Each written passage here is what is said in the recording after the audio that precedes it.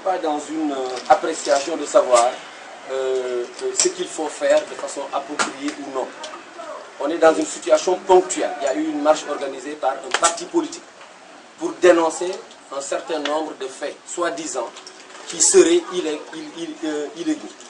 En notre sens, il est bon d'éclairer la lanterne de l'ensemble des Sénégalais en général et des Ziguinchorois en particulier pour faire comprendre aux gens qu'il n'y a pas d'acharnement. C'est ça l'objet de notre conférence de presse.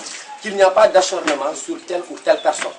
Il y a eu juste une application de la loi souveraine qui découle des élus du peuple, élus aussi de façon souveraine.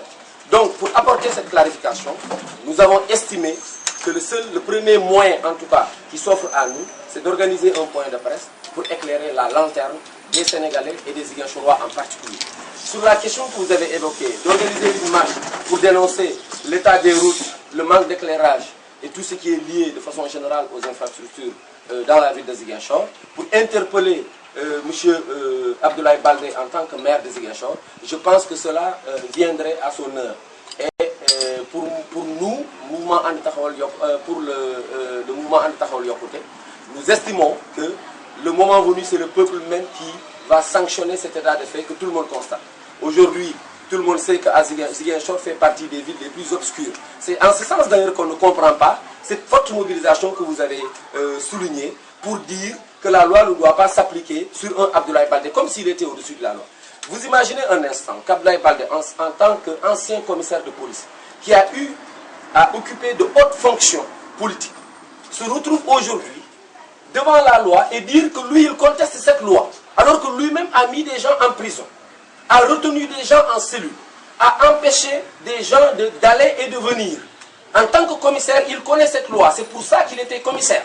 Il applique cette loi. Aujourd'hui, la loi s'applique sur lui. Il dit aux Sénégalais, non, la loi ne doit pas s'appliquer à moi, parce que si, parce que ça. C'est ce que les gens ne comprennent pas. Notre riposte vient par rapport à ça. C'est une réponse que l'on apporte par rapport à cet état de fait qui crée en fait une confusion dans la tête des Sénégalais. Pour dire donc, finalement, le fait de restreindre les libertés d'aller et de venir d'Abdoulaye Baldé n'est finalement pas légal. On dit aux gens que c'est légal. C'est la loi qui le dit.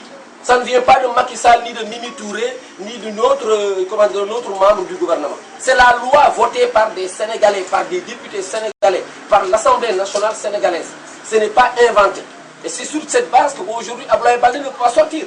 On suppose juste un instant que Abdoulaye Baldé sorte, l'argent planqué à l'extérieur. Vous êtes tous d'accord avec moi que l'argent qui a été détourné au Sénégal, s'il se retrouvait que dans les comptes des banques sénégalaises, on ne serait peut-être pas à cette situation.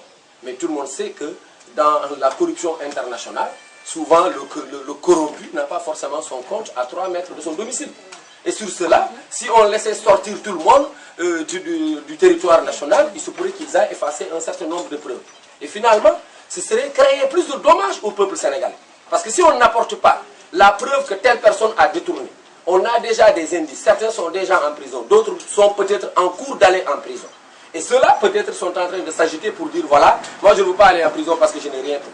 Moi je dis que s'ils respectent la loi, ils devaient se dire, si la loi estime qu'un certain nombre de faits ou de preuves concordantes sont en train de converger vers ma culpabilité, il doit dire, je m'abstiens de tout commentaire, je m'abstiens de toute gesticulation jusqu'à ce que la situation soit clarifiée par la justice elle-même souveraine, et à partir de cet instant, je serai libre. Pour moi, le sens de la marche de Baldé, ce ne serait même pas une marche dans ce cas, ce serait une déclaration nationale. Pour dire à l'ensemble de ces militants, restez tranquilles, je n'ai pas commis de délit économique, je suis serein, je suis blanc comme neige, laissez la justice faire son travail, je suis un légaliste, je suis un républicain. À partir du moment où j'estimerai mes droits bafoués, je vous demanderai d'agir en conséquence. Pour nous, c'est ça en fait la vraie bataille. Du Sénégal, c'est pas seulement de la Casamance. C'est l'une des plus belles villas du Sénégal. C'est à la limite un château. Donc on ne comprend pas qu'un commissaire de police qui n'a eu que 27 ans de carrière administrative et politique se retrouve à la tête d'une telle fortune. C'est sur d'ailleurs cette base que la Cour de répression de l'enrichissement illicite a demandé des clarifications sur un certain nombre de richesses. Voilà la question.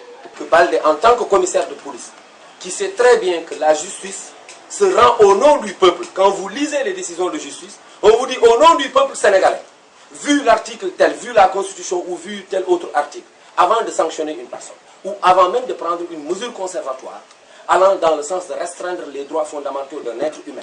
Et donc sur cette base, s'il le sait, pour nous c'est de la pure diversion. C'est d'ailleurs pourquoi nous demandons que Baldé démissionne.